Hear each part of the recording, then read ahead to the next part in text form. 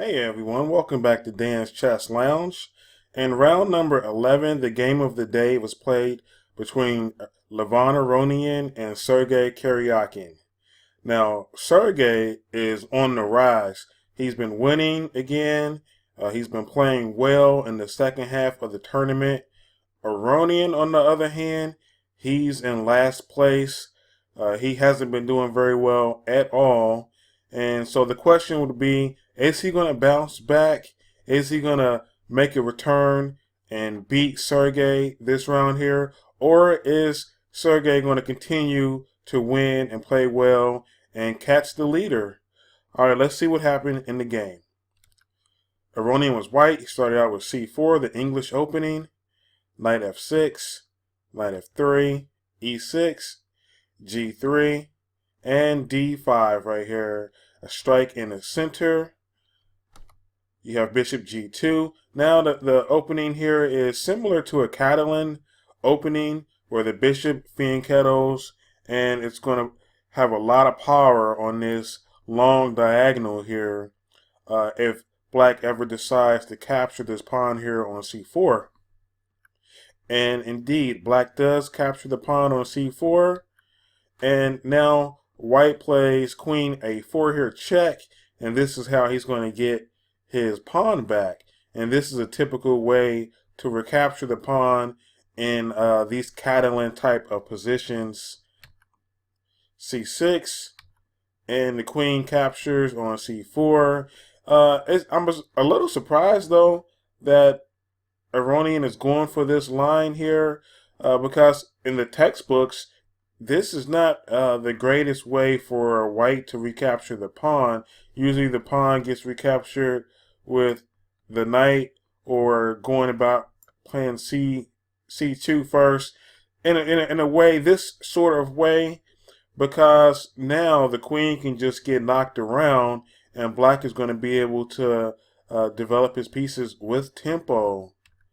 Case in point, right here in the very next move, Karjakin played b5, which hits the queen. The queen goes back to b3.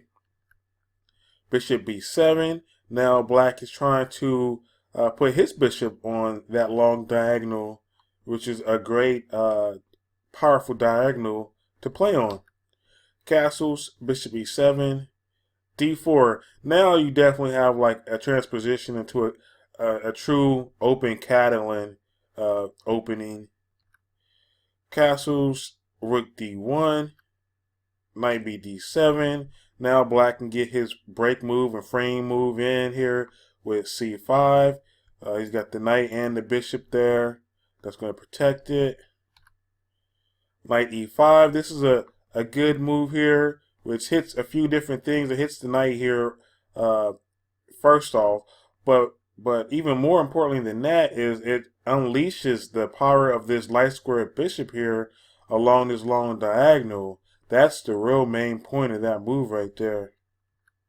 Knight takes, pawn takes. Now the pawn is actually hitting the knight and the rook is hitting the queen. So how is black going to defend both pieces here? Well, he plays knight d7. And now on top of that, this pawn here on e5, it's kind of all by itself right now. So that might turn into a target. Bishop f4 is a little bit of an awkward way of defending that pawn there. But it would be, let's go back one move here. It wouldn't be very strong for white to play f4 to defend that pawn, because now he's very, very weak along these dark squares here. So bishop f4 is played. If black wants to be very, very ambitious, he could play g5 here, hitting this pawn, hitting the bishop, I'm sorry, and then going after the pawn here. But again, that's going to expose black's king side then. Queen c7, knight d2, rook f d8. And now you have some tricks here. That's possible. If black doesn't catch him, you know, queen could capture on b5 there. And if the pawn captures back, then you have rook takes on c7 here. So Karjakin stops all the tricks and all the zaps and traps there by playing a6. And now queen e3. This reinforces the protection of the pawn on e5. But I just want to say that White's position feels a little awkward, though, to me. It's his queen, bishop, and his knight all seem like they're a little misplaced. Like his pieces aren't really flowing the way that they should. Now, his rooks are beautiful. You know, he's got one rook on the open file, the other one on the semi-open file, x-raying the queen. You know, so his rooks are beautiful, and I can't speak enough of this light square bishop here. That's also another beautiful piece. But these pieces here, his queen, bishop, and knight, are a little awkward though. Now you have c5. The bishops are facing off, and they get traded, and the queen captures. Now, if you look at the white squares around the king here, the king is very, very weak along these white squares, but it's only a weakness if black can exploit him.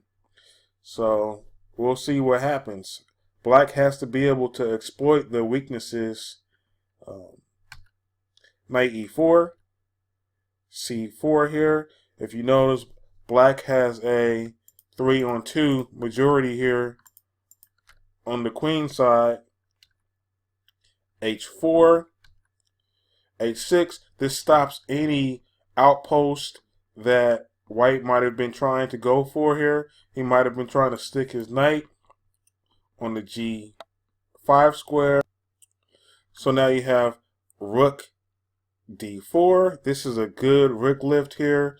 Don't you just love a good rook lift? Everyone knows that's my favorite move in chess is a rook lift. Now this could be coming over here to g4 or f4 here. It's obvious that Aronian is trying to get some play going, get some good attacking chances going here.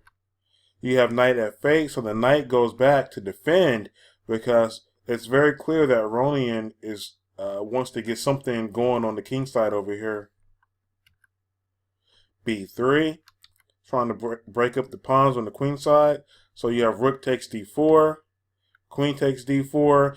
Yeah, Karjakin had to eliminate that powerful rook that was getting ready to swing over to the king side. Rook d8 hits the queen. Now you have knight d6, attacking the queen there. So this is going to force black to give up his dark square bishop. E takes d6. Now Aronian has undoubled his pawns on the e file here, and the pawn is only 2 squares away from promotion. But the thing is this pawn an asset or a liability? It's kind of out there all by itself though. So is Aronian going to be able to protect this pawn? It would be nice if this e pawn here was already on e5 where it could protect this pawn on d6. So the question is going to be going forward, is this pawn here on d6, is it an asset or a liability? f6, threatening to fork the queen and bishop on e5. So the bishop drops back to e3. Still looks misplaced to me because now the pawn is prevented from ever protecting this pawn on d6. e5 here hits the queen. b2. Now you have the rook and the queen hitting that d pawn. Again, was it an asset or a liability? It's looking more like a liability at this point. B takes C, B takes C, and now Aronian's queen and rook is attacking the C pawn on c4. And I just wanted to stop right here and let's evaluate the position. The position looks pretty almost symmetrical if you think about it. The pawn structure, you have the pawns on the A file. Each player has a pawn on one on the C, one on the D file. And then you have the pawn structure here on the king side. Both players have the queen and rook and a minor piece. The only difference is that Aronian has a bishop and Karjakin has a knight. So if these two pawns get traded and come off the board, then it's looking very drawish. But that's a big if when it pertains to if these pawns get traded. Rook c8, f3, h5, king f2, king f7. So now the kings are getting more involved.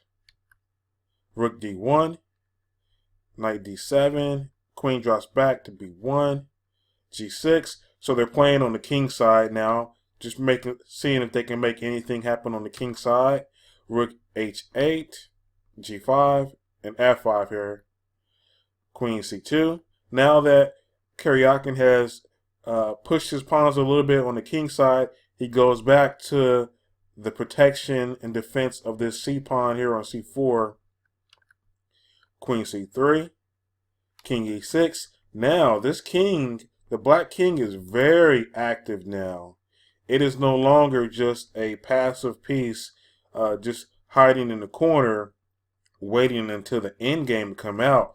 It's a very active piece now. Now it's attacking the d pawn along with the queen. All you have to do is add another piece to the attack, and black is going to win this pawn here. So this pawn looks like trouble for Aronian. So king g2. Now you have queen a4, which attacks the pawn on a2. Queen drops back to d2, protecting that pawn. Now you have queen b5. a4. Now, is this a pawn sack? Is Aronian giving Karjakin that pawn there? What happens if he takes the pawn? Let's see. If he takes the pawn, you guys see what happens? Queen d5. Checkmate. A beautiful checkmate in the middle of the board. Of course, Karjakin was not going to fall for mate in one now. So he didn't take the pawn. He played queen c6 instead. Queen c2, rook b8, bishop d2. And now you have this very clever move by Karjakin. He interferes with the queen protecting the pawn here. He plays rook b3. This is a very clever move. And so is Aronian going to lose both pawns? Is he going to lose the d and a pawn? He plays bishop c3 here.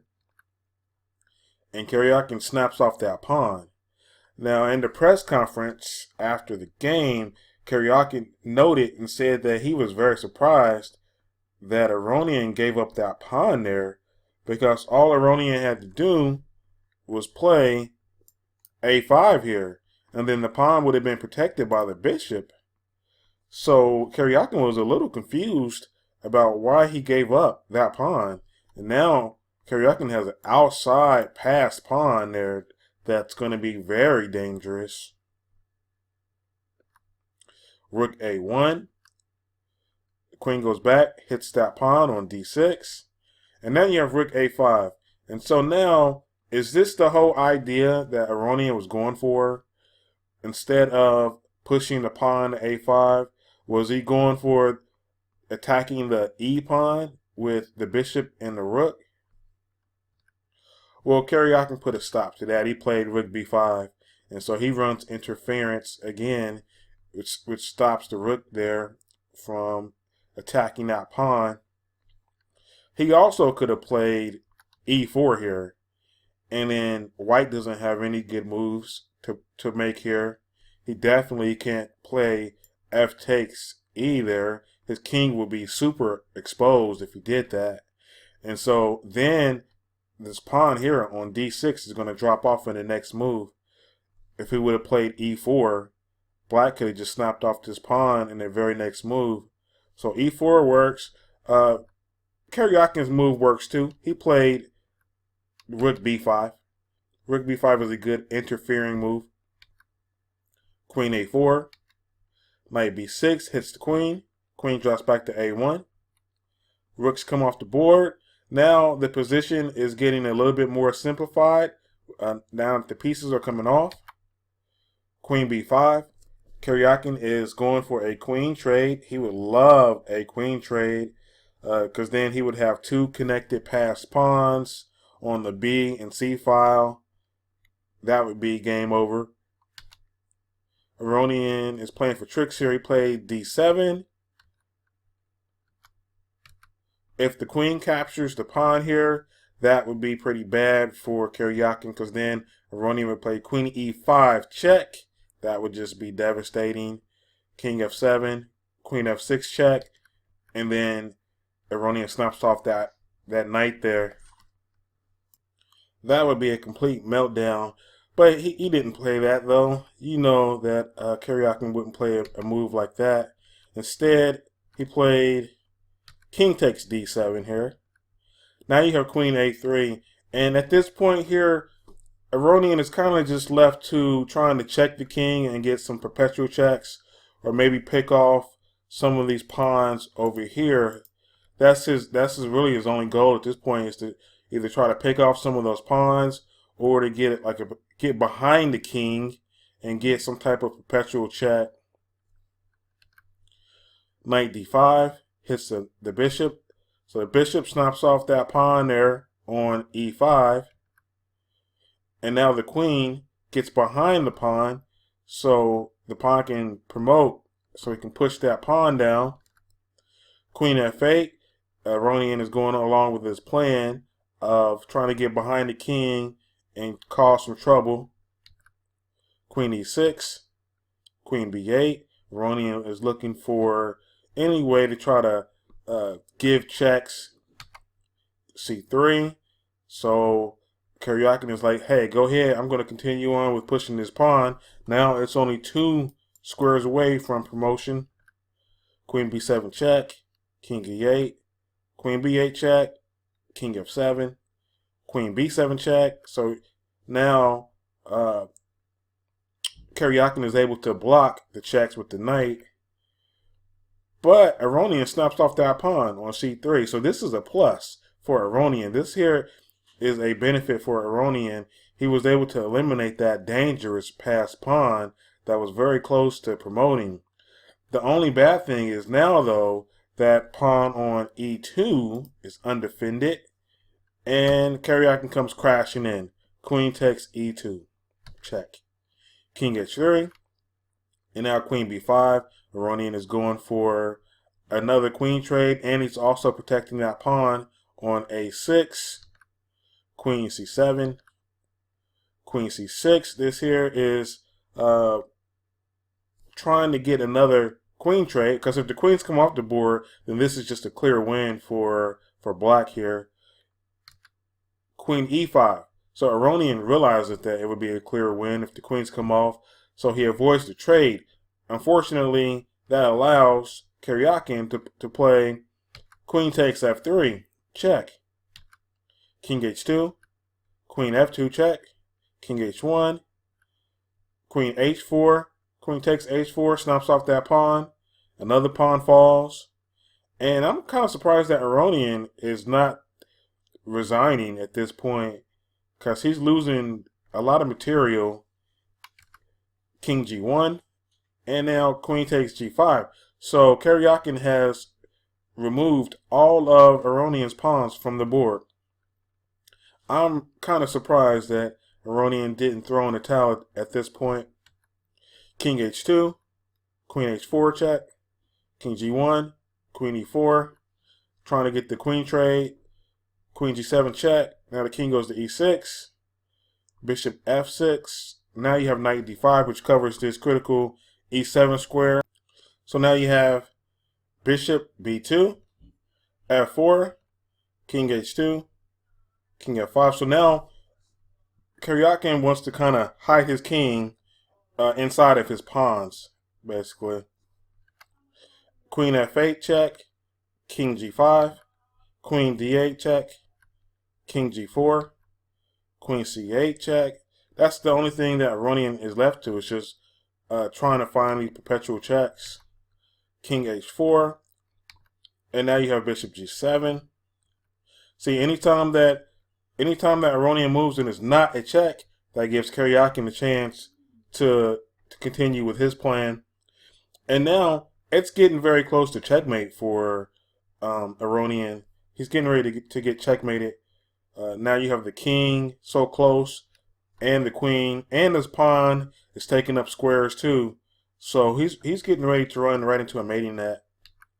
King h1, queen f3, check, king h2, queen g3, and then this is where Aronian finally resigned at this point.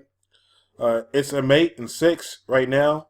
A few moves ago, it was actually a mate in 3.